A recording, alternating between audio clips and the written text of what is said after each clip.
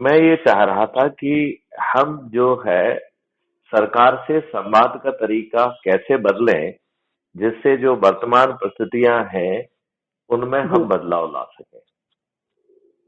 जी। देखिए, अभी प्रॉब्लम जो है वो सरकार के साथ ये है। ओके, सॉरी सॉरी, मैं किसी और को समझ रही थी। मैं समझ गई। जी जी जी, मैं बताइए। मैथिली शरण गुप्त बोल रहा हूँ, आईपीएस जी जी ऑफिसर हूँ मध्य प्रदेश कैडर से। जी जी जी जी, रजनी जी ने आपके बारे में बताया था। जी जी। जी तो जी, आदेश बताइए। देखिए, आप लोग बहुत अच्छा काम कर रहे हैं और स्पेशली महिला जागृति में, महिला एम्पावरमेंट में, पुलिस हेल्पलाइन वगैरह में आप लोग बहुत अच्छा काम कर रहे हैं। रजनी जी ने मुझे ब्रीफ किया था। जी तो मुझे लगा कि यदि मैं व्यक्तिगत रूप से आपको ब्रीफ करूंगा तो शायद संदेश बहुत अच्छे ढंग से आगे पहुंच पाएगा और हम जो चाह रहे हैं वो जमीन पे हम उतार पाएंगे। जी तो बेसिकली हमने crime free Bharat YouTube crime free Bharat के कॉन्सेप्ट को वर्ष 2017 में जो है ना कंसीव किया था।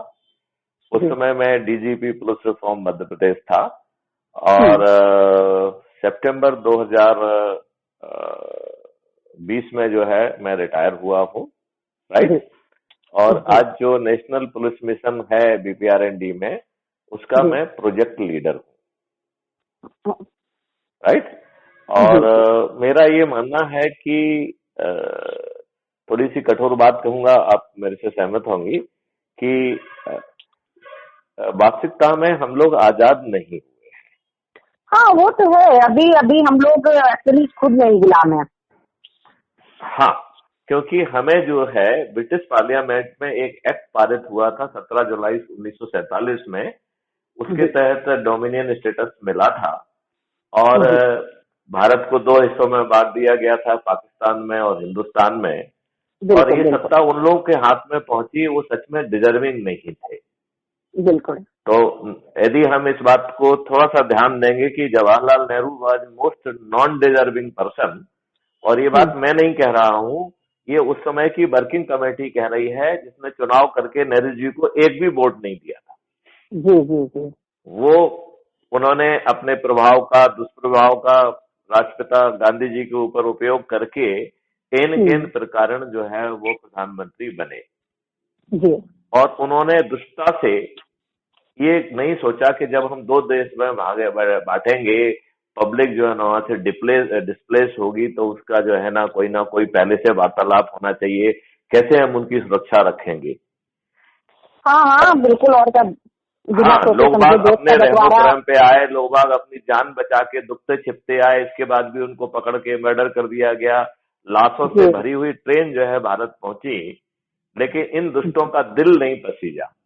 हाँ। उन्होंने उनको तो रिसीव करने का, जो लोग बाग आए हैं उनको ठीक ढंग से रिहेबिलिटेट करने का एज ए जी प्राइम मिनिस्टर इनकी कोई जिम्मेवारी नहीं थी क्या? बिल्कुल थी। उसका परिणाम हम लोग आज तक भुगत रहे हैं। इन्होंने जो है, जब मुस्लिम जिन्होंने पाकिस्तान बनवाया था, जी उस पाकिस्तान को बनवाने वाले 80% 90% मुस्लिम जो है भारत में क्यों रह गए, नंबर वन। नंबर बिल्कुल टू, दूसरा सवाल उठता है कि वो भारत में रहे, यदि वो भारत में रहना चाहते थे तो उन्होंने पाकिस्तान क्यों बनवाया जब यहीं रहना था तो। बिल्कुल बिल्कुल। नंबर थ्री, उन्हें जो है जवाहरलाल नेहरू ने कंस्टिट्यूएंट असेंबली जिसने संविधान बनाया है उस तक का मेंबर इनको बनवाया, इन्हें हम्म गवर्नर बनाया, इन्हें क्या क्या नहीं बनाया, इन्हें मंत्री बनाया। तो वो हम्म कौन सी दुष्टता थी? हम्म देखिए, जवाहरलाल नेहरू ने अपनी दुष्टता से आर्टिकल 370 सरदार हाँ पटेल जी का जो है ना दुरुपयोग करते हुए ये अंदर डलवाई। और वो जी तब डल पाई जब जो है सरदार पटेल ने ये बात कही कि मैं गारंटी लेता हूं यह क्लॉज जो है पूर्णतया अस्थायी है। राइट। हम्म हम्म तो इन्होंने जो है ये क्लॉज क्यों डलवाया है? जवाहरलाल की सोच क्यों थी, क्यों जो है ना उन्होंने ऐसा क्लॉज डलवाया? जब 1948 में राजा हरि सिंह ने एक्सेशन ट्रीटी पे साइन किया, उस समय तो कोई जी बात नहीं थी। हाँ फिर इन्होंने आर्टिकल 35A 1900 हम्म मई 1954 में जो है ना संविधान में बैकडोर से जुड़वाया। तो हम्म 1950 में हमारा संविधान लागू हो चुका था। जी संविधान में कोई भी चीज डालने के लिए आर्टिकल 368 में एक प्रक्रिया डिफाइन है जो कि संविधान के संशोधन की प्रक्रिया है। उसका बिना पालन किए हुए संविधान में कुछ भी नहीं आ सकता है, राइट जी। तो फिर जो है इन्होंने आर्टिकल 35A बिना पार्लियामेंट में लाए, बिना कैबिनेट में लाए, कितनी दुष्टता और कपटता पूर्वक असंवैधानिक ढंग से जो है इन्होंने संविधान में डाला। श्यामा प्रसाद मुखर्जी का मर्डर करवाया, उसकी जांच नहीं होने दी।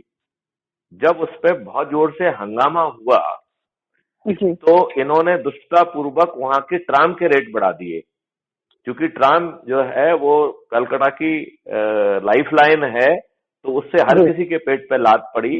तो लोगों का ध्यान श्यामा प्रसाद मुखर्जी से हटके ट्राम के बढ़े हुए किराए पर जो है ना चला गया, और लोगों ने फिर ट्राम का किराया कम करने के लिए बात की, जिन्होंने जल्दी से इन्होंने उसको मान भी लिया। मतलब ये इतने दुष्टतापूर्ण लोग हैं।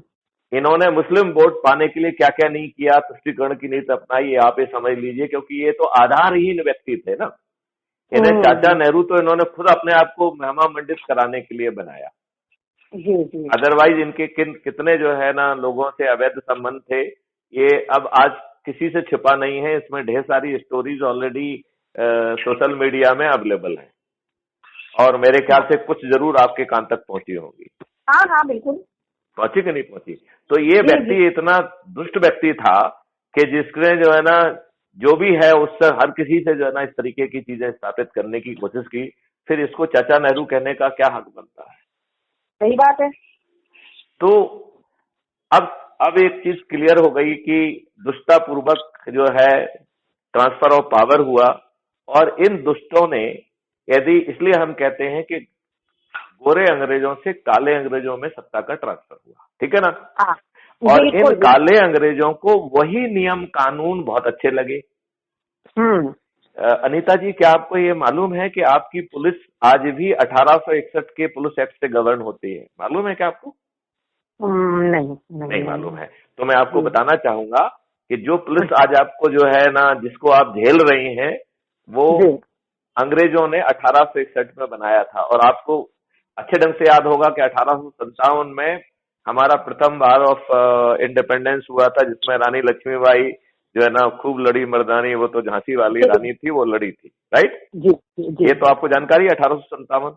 जी। और 1800 जो है ना 57 के बाद जो है ये ट्रांसफर जो है ईस्ट इंडिया कंपनी से ब्रिटिश एम्पायर में हुआ, और ब्रिटिश ने जो है 1861 में स्वतंत्रता संग्राम जैसी जो है ना घटनाएं ना हो, और भारतीयों को कैसे अपमानित किया जाए, कैसे शोषित किया जाए, कैसे उनकी कमर तोड़ी जाए, कैसे जलियांवाला बाग जैसे कांड किए जाएं, उसके लिए 1861 का पुलिस एक्ट लाया। ओके।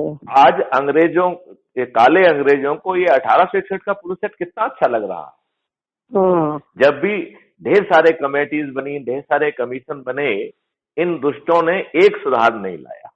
क्योंकि ये भी पुलिस के उस एपरेटस को जिसने अंग्रेजों का सेवा की है, इन्हें भी वो सेवा का बहुत अच्छा यंत्र लगने लगा है। अच्छा, ये बात आप मानती हैं कि 2019 में जो पार्लियामेंट आप लोगों ने चुन के भेजा है, उसमें 42% जो है मेंबर ऑफ पार्लियामेंट क्रिमिनल्स हैं? क्या ये जानकारी आपको है? हाँ, जानकारी भी है, और मतलब वो तो भुगत ही रहे हम लोग, उसमें क्या आप बोले। नहीं, अब हम आपको जो है ना सब चीजों का जो है ना सोल्यूशन देंगे। हम आपको कोई समस्या नहीं बांटेंगे। ये तो हम जो है ना सिर्फ जो है आपसे कम्युनिकेशन एस्टैब्लिश करने के लिए प्रथम वार्तालाप कर रहे हैं, ठीक है ना जी। तो इन्होंने जो है 1861 की जो है ना पुलिस रखी, उसी समय के नियम कानून, इनकम टैक्स, ये सब रखे हैं। उसमें जो मशीनरी है उसमें ढेले भर की अकाउंटेबिलिटी नहीं लाई। आज जो ब्यूरोक्रेसी डिसीजन ना ले उसकी मर्जी, डिसीजन ले उसकी मर्जी, गलत डिसीजन लेके आपको प्रताड़ित करे उसकी मर्जी, और आपकी स्थिति एक तरबूज जैसी बना दी है। और ये जो ब्यूरोक्रेसी है ये एक छुरी बन गई है। अब स्थिति यह है कि छुरी तरबूज पे गिरे या तरबूज छुरी पे गिरे, कटना तरबूज को ही है। तरबूज को ही कटना है। आप ये बताइए कि जो ये ब्यूरोक्रेसी बनाई है इसकी कोई अकाउंटेबिलिटी नहीं है। जबकि संविधान में लिस्ट 1 में एक टॉट होता, लॉ ऑफ टॉट, उसको बनाने की जिम्मेवारी केंद्र सरकार की थी। इन दुष्टों ने वो लॉ ऑफ टॉट नहीं बनाया है। यदि लॉ ऑफ टॉट बन जाता तो इस मशीनरी की हम जिम्मेवारी निर्धारित कर पाते। कम से कम ये जानबूझ के जो गलत निर्णय ले रहे हैं उस पे जो है ना उन्हें कंपेंसेशन देना होता और वो अपने द्वारा लिए गए निर्णय के लिए बाध्य हो पाते। तो वो तो इन्हें करना नहीं है। अब जो है, आज आप जो गरीब हैं तो इन काले अंग्रेजों के कारण है, ये बात आप मानते हैं कि नहीं मानते? बिल्कुल, मतलब गरीब इसको नहीं कहेंगे, इसको ये कह सकते हैं कि हम लोग जो अभी तक सक्सेस नहीं है, सब कुछ होने के बाद। देखिए आप थोड़ा सा बात मान लीजिए कि आप गरीब हैं। वो इसलिए गरीब हैं आप कि आपके पास जो है अनाज और रखने के लिए जगह नहीं है। आपका अनाज बाहर सड़ रहा है, लेकिन गरीब जो है अनाज के अभाव में मरने के लिए और भूखे रहने के लिए आज भी बाध्य हो रहे हैं। हाँ बिल्कुल, ये तो हम मानते हैं। अच्छा, और ये फ्रीबी बांट के उन्हें मूर्ख बना के ये जो है ना वोट एन प्रकार लेना चाहते हैं, ये आपकी समृद्धि से डरते हैं, क्योंकि आप समृद्धशाली हो जाएंगे तो फिर आपको मूर्ख बना के आपका वोट नहीं ले पाएंगे, आपका वोट नहीं खरीद पाएंगे। हाँ, वो कमजोर बनाना चाहते हैं, दया दृष्टि पर रखना चाहते हैं। करेक्ट, वो फ्रीबी बांट के जो है आपको मूर्ख बनाना चाहते हैं। रिजर्वेशन का लाभ देके आपको मेरिट प्राप्त हासिल करने के लिए आपको जो है ना वो शक्ति पैदा नहीं करना चाहते हैं। आपको रिजर्वेशन की मेहरबानी से अपने वोट लेना चाहते हैं। ये मुस्लिमों की तुष्टीकरण से अपने लिए वोट लेना चाहते हैं। कुछ पॉलिटिकल पार्टियां तो मुस्लिम तुष्टीकरण पे ही चल रही हैं। अब ऐसे केजरीवाल जी का ही ले लें तो उन्होंने एक मुस्लिम की डेथ हुई तो उसको 1 करोड़ का चेक लेके खुद जाके उसके हाथ में दिया। भाई साहब, ये हिंदू देश है, यहाँ की अधिकांश आबादी हिंदू है। उन हिंदुओं ने क्या गुनाह कर दिया भाई? 1 करोड़ की चेक लेके किसी दूसरे हिंदू के पास भी चले जाते। भाई साहब, हम क्षमा चाहेंगे, 2 मिनट में हम आपको कॉल कर रहे हैं। ठीक है। चलिए, जो है ना आपसे बात करके अच्छा लगा। और मैं आपको एक चीज बताना चाहूंगा कि हमारा जो बैकएंड इंजन है वो हर चीज को रजिस्टर करता है, और मैं इस वार्तालाप को, जिससे कि दूसरे लोग भी लाभान्वित हों, उसे जरूर हम क्राइम फ्री भारत पे अपलोड करते हैं। तो आई होप कि आपको कोई इसमें आपत्ति नहीं होना चाहिए। अभी तक तुरंत मिला रही हूँ आपको, 10 मिनट में मिला रही हूँ। जी, थैंक यू।